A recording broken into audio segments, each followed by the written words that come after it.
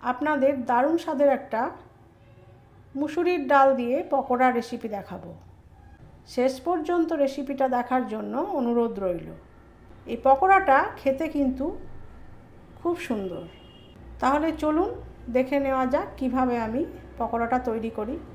নমস্কার বন্ধুরা, লিপিস কিচেনে সবাইকে স্বাগত। আজকে তৈরি করব মুসুরির ডালের পকোড়া। তার জন্য এখানে আমি একটা মিক্সিং বোল নিয়ে নিয়েছি। বোলের মধ্যে এবারে মুসুরির ডাল বাটা দিয়ে দেব।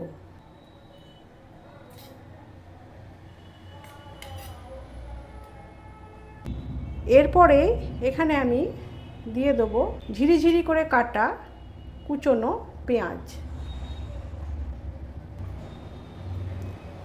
এখানে আমি দুটো বড় সাইজের পেঁয়াজ কেটে নিয়েছি। আর আছে এখানে ধনেপাতা কুচনো আর কাঁচা লঙ্কা কুচনো।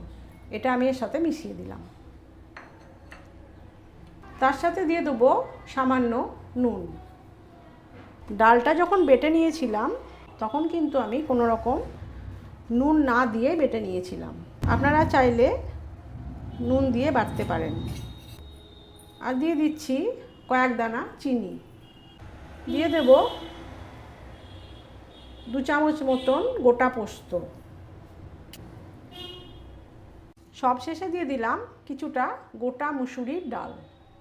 এবারে আমি এটা একটু মিক্স করে নিয়ে ফিরে এসে আপনাদের বড়াটা ভেজে দেখাবো।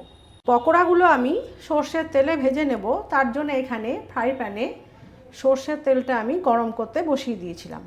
এবারে পকোড়াগুলো আমি ছেড়ে দেব।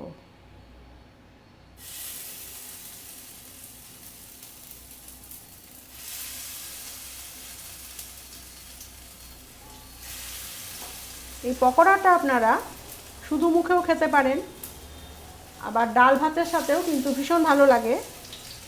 বাড়িতে হয়তো কোনো গেস্ট এসেছে, তখন বিকেলবেলা চা বা কফির সাথে এটা আপনারা বানিয়ে দিতে পারেন। ভীষণ সুন্দর খেতে পকোড়াটা। আর এই গোটা ডালটা, মুসুরির ডালটা আমি ইউজ করলাম। এটা দেওয়ার জন্য কিন্তু পকোড়াটা বেশ ভালো মুচমুচে হবে।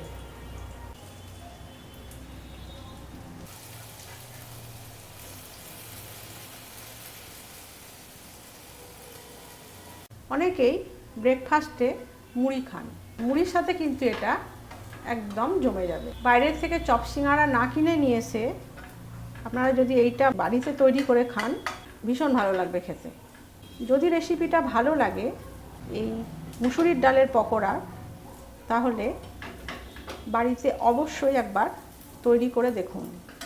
কেমন লাগলো কমেন্ট করে আমাকে জানাবেন। চ্যানেলটিকে লাইক করুন, শেয়ার করুন, সাবস্ক্রাইব করে পাশে থাকা বেল আইকনটি প্রেস করে রাখুন।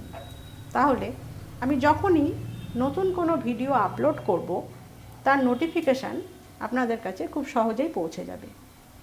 বড়াগুলো আমার ভাজা হয়ে গেছে। 2 পিঠ আমি উল্টে পাল্টে খুব ভালো করে ভেজে নিয়েছি। এবারে আমি গ্যাসটা বন্ধ করে দিচ্ছি। আজ এই পর্যন্তই। সবাই ভালো থাকুন, সুস্থ থাকুন। নমস্কার।